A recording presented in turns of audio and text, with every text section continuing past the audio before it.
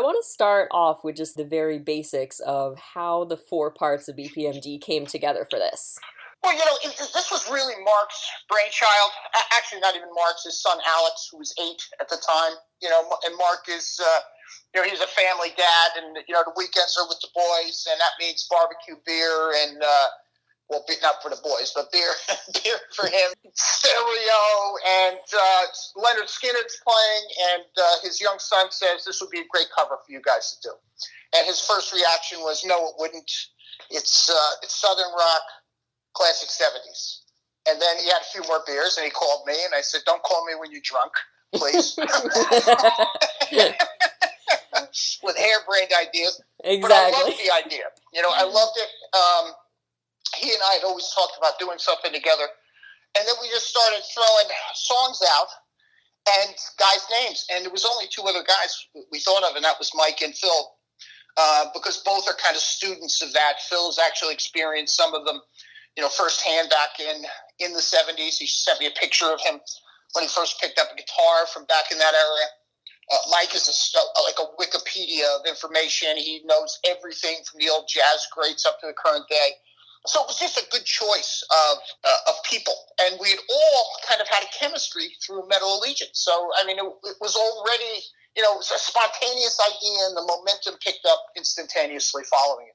Yeah, that makes a lot of sense. You weren't necessarily like a regular member of Metal Allegiance, but I know you did some tracks and some live shows with them, so that connection was already in place, and you guys just kind of expanded on it with Mark's drunken ideas, it sounds like, so that's cool. I don't think he was drunk. He was really drunk with excitement. Because, that's good. Because, as you and I just jawed a little bit, he's a huge vinyl collector, and, it was funny, because I'm sitting there thinking, I'm going, hey, for me, this is a no-brainer. I said, this is like me transporting myself from the current day back to puberty, to when I was cutting my teeth on rock and roll songs. These were my first experiences with that. Mark was born 20 years after me and wasn't even born in the 70s, and went back when he became interested in music and really became a student of it. So, there's some kind of a connection there with regard to traditional, older, and youthful information. So I think it was a great combination.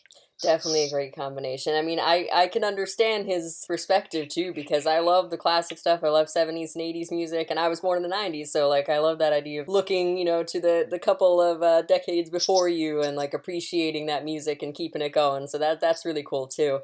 And you guys did a killer job with these classic covers, and I like that it's not just the more obvious kind of hit 70s songs that you guys went for. You pulled off a Cactus track, which was already a blues cover. You dug into some Mountain, which I appreciate the Long Island appreciation on that one, and just lots of cool stuff. So how did you go about choosing the more specific songs that you went for?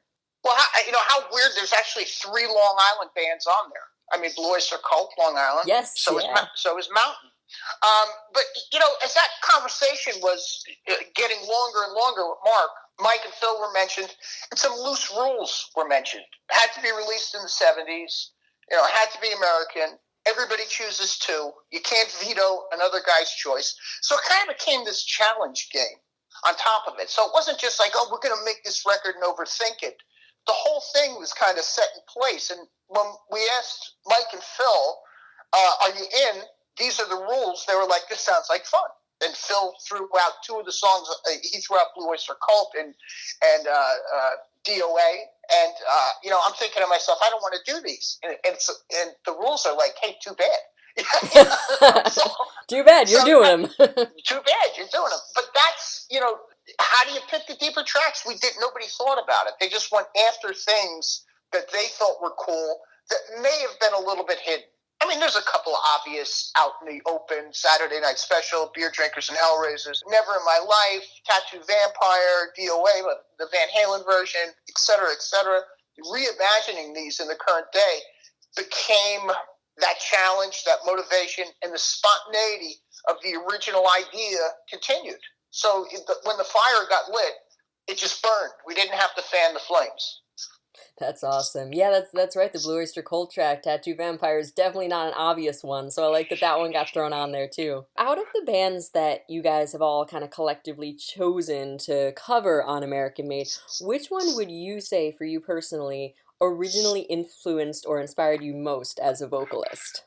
Wow, that's interesting. And it's probably Mike Portnoy's choice, and that is Toys in the Attic, Aerosmith. And it was a weird way that Steven Tyler influenced me. Steven Tyler was the gritty, dirty, bluesy rock and roll guy of that era. And, before they became that kind of hit machine, Janie's Got a Gun and the Love in an Elevator and the later on stuff, it was dirty blues. And even all the way up into the Overkill era, when Overkill first got together, we were doing covers. Then we morphed into an original band. So I was cutting my teeth on microphones before Overkill and trying to do stuff like Tyler or trying to do stuff like Paul Stanley from that era. I learned from Steven Tyler, I can't be Steven Tyler. It's just not possible. There's one. That's the idea of this. And I think that what influenced me from people like that, okay, I can't be Ted Nugent, I can't be Derek St. Holmes, but I can be me, and I can present that stuff as I would present it.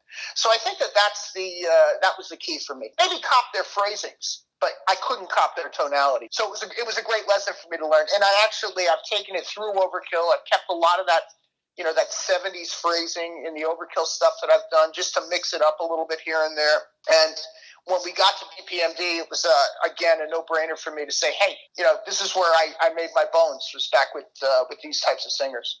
I love that. I'm glad you learned that lesson, if you will, that, you weren't copying anyone else. You had your own unique tonality and your own unique style, because you are an extremely unique vocalist, and then you, in turn, have influenced others to come after you. So, I mean, that's a cool kind of progression of events. I've been called many different things. Nails on a chalkboard, Mickey Mouse on speed. Oh, that's an interesting one. Well, I'm just going to call you awesome, because you're one of my favorites, so. Thank you, that's very nice.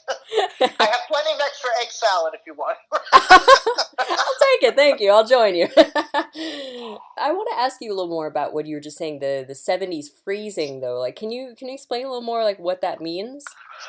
Well, rock and roll's a chain, and, that chain, if for instance, the Cactus song that's on the BPMD record was originally written by Willie Dixon in Chicago for Chess Studios, and Howlin' Wolf recorded it. And this was really the birth of rock and roll, that, when the distorted guitar came in, when a little bit of distortion, the whole new way of approaching things. And phrasing is, if the blues went and it was turning into rock and roll, the phrasing became more contained within the bars of the song.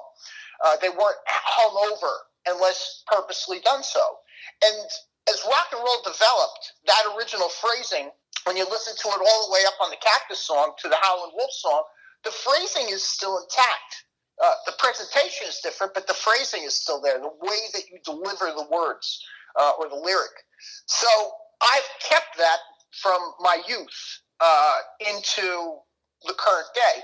I mean, it's not, listen, we're a thrash band, I get it, Overkill, but I mean, to do those kind of machine gun vocals for me, it just becomes kind of old after a while. So a melody has to be there. So I keep the same mentality of the phrasing from all the way back in the 50s that I learned in the 70s. I've taken into 2020. Yeah, it adds an additional layer of kind of musicality behind, like, the hard pumping, Mickey Mouse on speed, like you said, thrash, like, speed metal kind of vibe. You've got all that, musical thought behind it, which is really cool. Well, every generation does something with it, and that's the beauty of it, and that's why it's a chain. If my generation, when the thrash first started, we took it differently. And listen, it wasn't all about, I didn't walk into Overkill and say it's all about blues phrasing. When I was looking for something different, I would think by the time we got to the fourth or fifth record, when I was looking to do something different, I said, I got this whole encyclopedia of presentation in my brain somewhere. So it kind of gave me a chance to step out of things. So So in as much as we were reinventing something, there's still the basic elements were kept within it, or at least revisited currently. Now, outside of BPMD and all the current stuff, I also wanted to ask you because in February you did a show on Long Island at Mulcahy's. It was that Sundance Roxy reunion to honor Frank Carioli. That was a really awesome show. I was wondering if you could talk a little bit about that show and just your connection with Sundance and Roxy and those classic venues. Well, I mean, that was our go-to place, was out in Sundance and the Roxy, and Frank and I always had.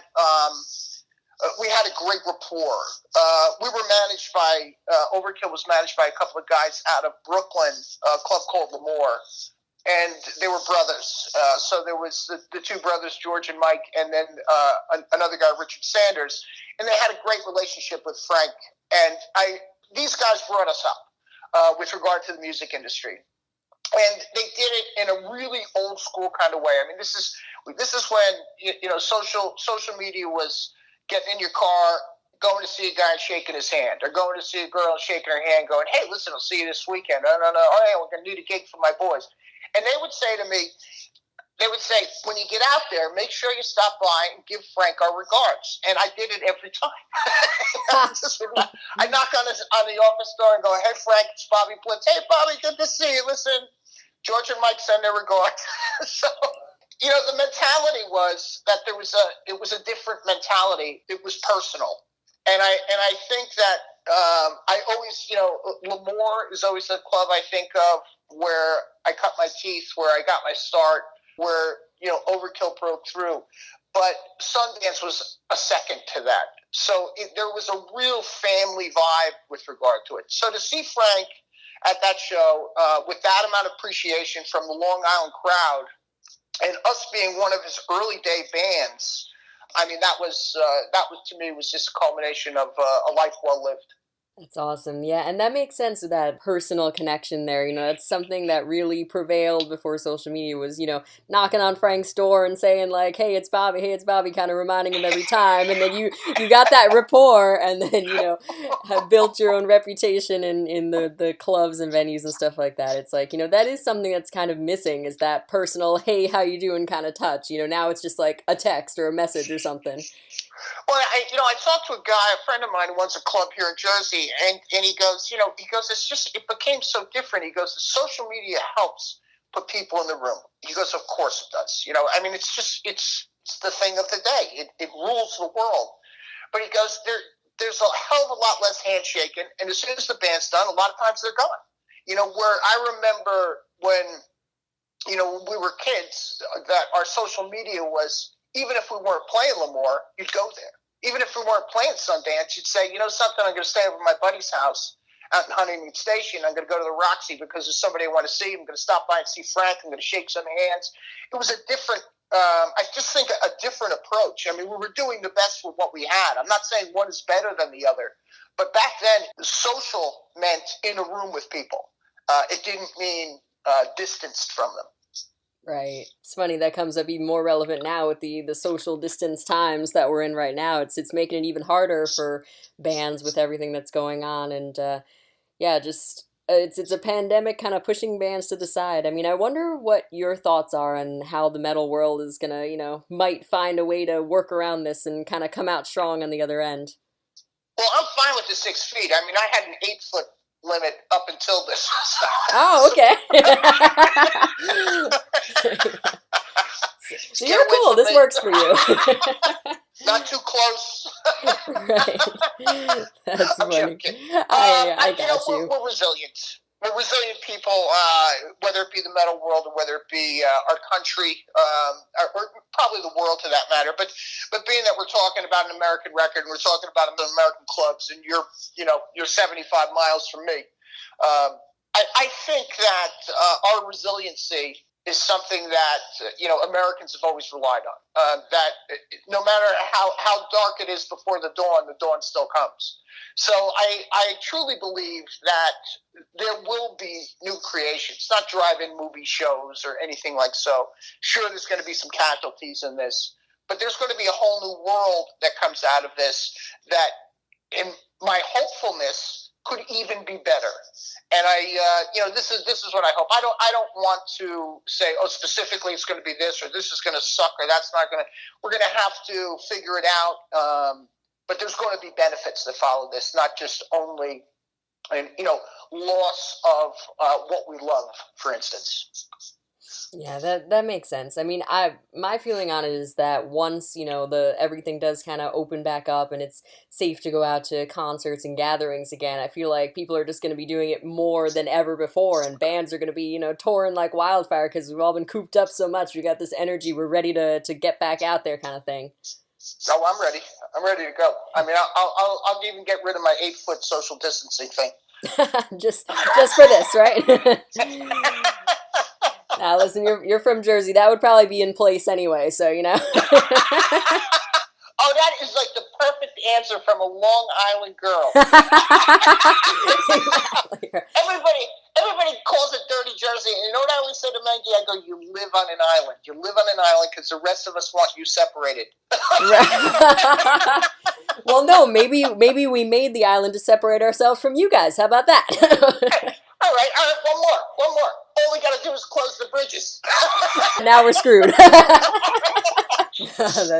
Great. That's funny. Yeah, I know there's like that New York Jersey rapport, but I got friends from Jersey. One of my favorite bands, Overkill, is from Jersey, so like I don't have any beef. It's all good. Yeah, and the same here. I mean, I just like it's something that is common to the area. And Mark and I have been doing interviews, and some of the journalists who are not from the area just don't get it, And Mark will get on, he's a couple minutes late, and I'll say, always like a bass player being late. He'll go, shut up, Jersey boy. And then I'll say, make yourself useful and make us a couple of sandwiches. Oh my God. But the point is, if you're from this area, you understand, unless you're getting tweaked a little or your balls a little bit busted, it means people like you. It's our social hello. If you can bust your friend's chops, it means that you have a huge amount of trust with them. So I think it's something that for sure is very special to this area. Absolutely, I totally agree with that. And yeah, I can see somebody from like some other state being really confused, being like, man, these guys are really like taking digs on each other's states and shit, and you're just like, nah, like, it's cool. We get it. We get it. That's right. That's funny. You mentioned L'Amour's before too, and I know you guys were like a staple at L'Amour's for a while there, and it's funny because being in the New York metal scene, anytime you go to a show that's more like a classic metal kind of vibe, it's like L'Amour's is the first thing anybody mentions. Like, I remember L'Amour's, like it was so cool, we had this cool scene, and I always, it's kind of envy for me. I wish I was, there to be a part of that scene, because it seems like it was just such a cool, tight-knit vibe and stuff, and I just wonder if there's any kind of standout stories from your L'Amour's times to share.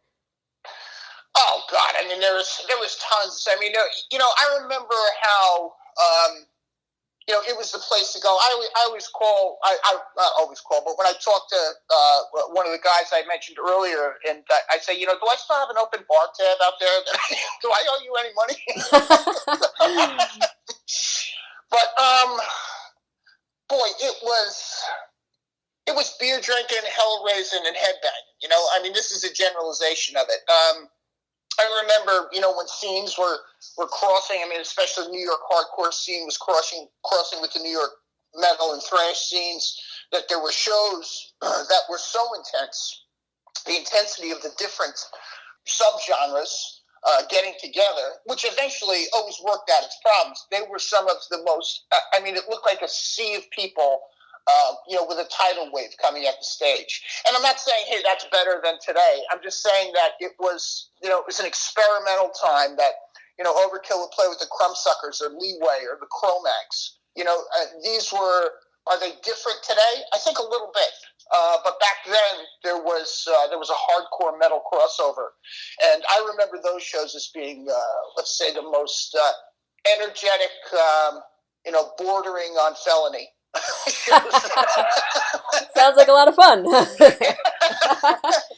And there's something about it, you come out of it, whether you're playing or whether you're watching it going, whew, that was oh my God, I'm going to need a week to recover from this, you know? I mean, yeah, that definitely, that kind of energy is what I get when I speak to people who hung out at L'Amour's and stuff. They're like, it was insane, but it was the best, that's the Yeah, general oh, for sure. consensus. And you were talking about, the dirty Jersey term there, and I feel like you have always been pretty vocal about, like, yeah, dirty Jersey, and that's your home, but I feel like Welcome to the Garden State on the Wings of War record was the first time you really kind of tied that identity in with your music, like a damn right we're from Jersey kind of attitude laid out right there in a song. I mean, that's a great point. I mean, we've always kind of worn it on our sleeve, but that was taking the final step.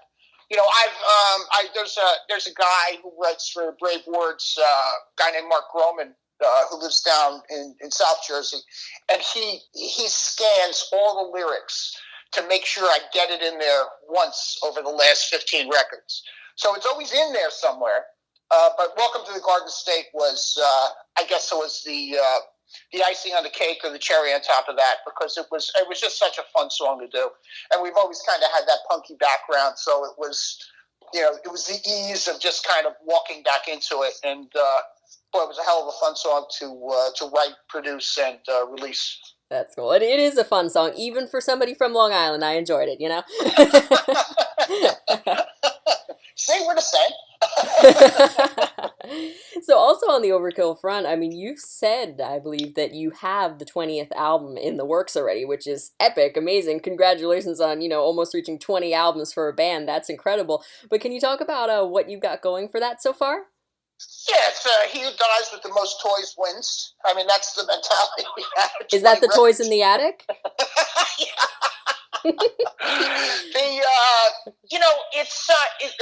Didi always pushes himself in different directions. I mean, he's more of a theorist than I am. I kind of react to what's presented to me.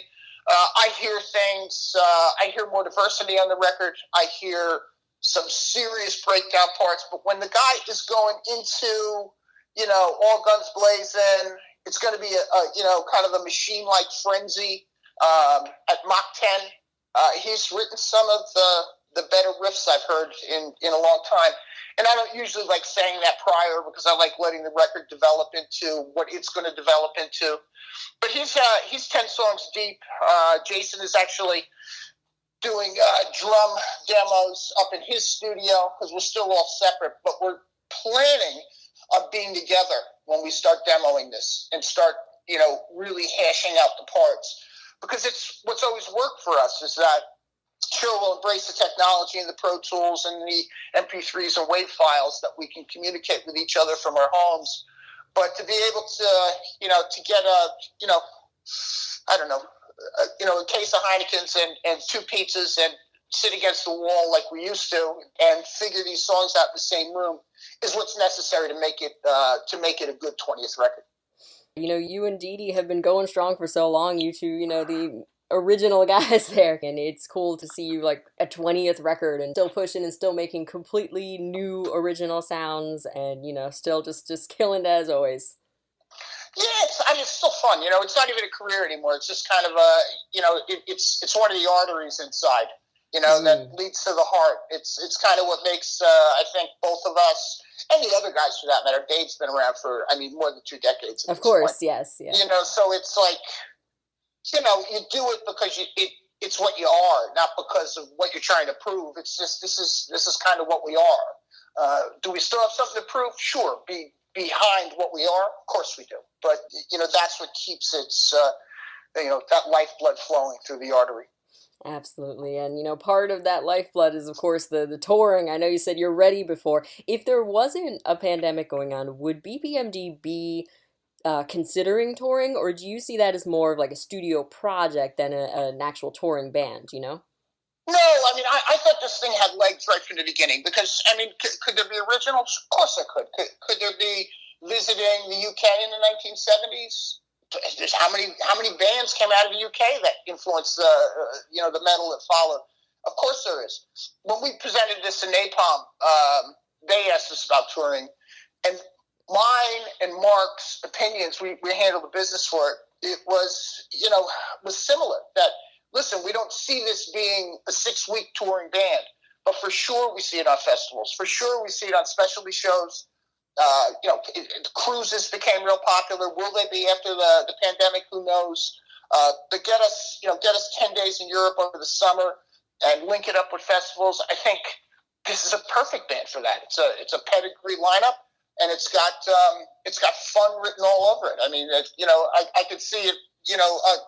4 o'clock in the afternoon under the French or German or Belgium skies. That while people are drinking beer and eating French fries, that this is a perfect band for that.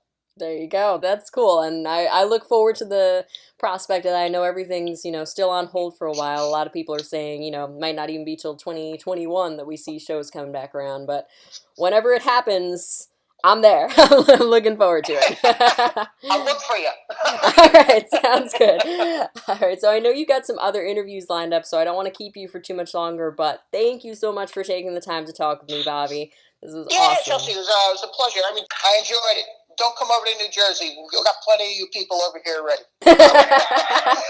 Well, what if you guys are playing a show there? What, am I going to be banned from the show or something? All right. We can make some adjustments. Okay. All right. Sounds good. Thanks so much, Bobby. Be safe. You too.